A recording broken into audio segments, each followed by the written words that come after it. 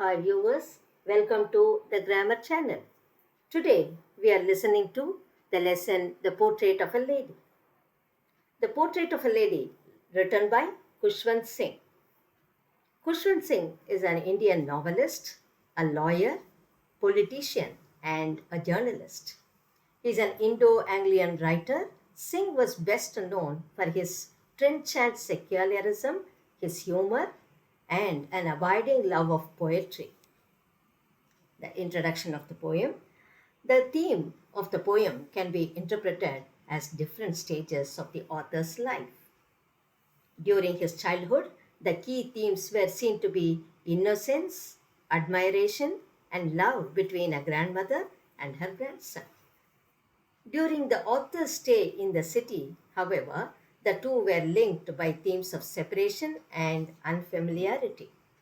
Finally, following his return from abroad, the dominant subject appears to be a sense of reunion as well as a bittersweet ending. Let's move on to the summary of The Portrait of a Lady.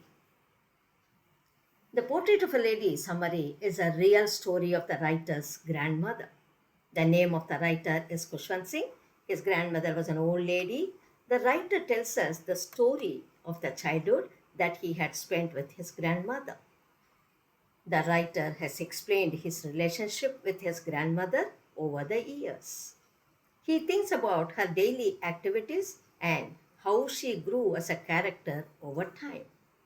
He mentions her appearance, which assists in creating a mental impression of her in the reader's mind.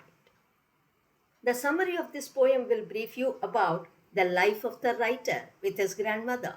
All the beautiful and emotional moments are present in this summary. In this summary, we will learn about the beautiful relationship that the writer had with his grandmother.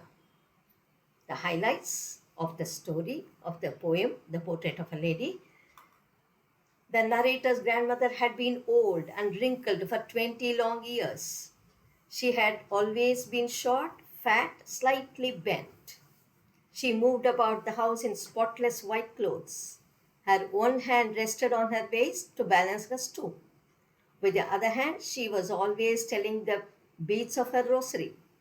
The grandmother and the narrator were good friends. His parents left him with her when they went to live in the city. She woke him in the morning and got him ready for school. She went to school with him because the school was attached to the temple. The narrator's parents sent for them in the city. It was a turning point in their friendship. The grandmother did not like the English school, nor did she like science and music being taught at the new school. As the years rolled by, they saw less of each other. When the narrator went to the university, their common link of friendship was broken. From sunrise to sunset, she sat by her wheel, spinning and reciting prayers. Only in the afternoon, she relaxed for a while to feed the sparrows. Hundreds of little birds collected around her. It was the happiest half hour of the day for her. She came to leave him at the railway station when the narrator went abroad for further studies. Silently, she kissed his forehead. The narrator thought it was his last meeting with her. After 5 years, when he came back home, she received him at the station. She collected the women of the neighborhood. She celebrated the homecoming of her grandson by thumping an old drum and singing songs. She even forgot to pray. She overtired herself and fell ill.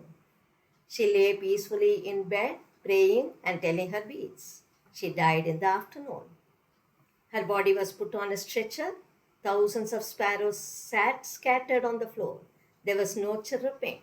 His mother threw small crumbs of bread to the sparrows. They took no notice of them. The birds flew away quietly when her dead body was carried off. The conclusion of this lesson, The Portrait of a Lady.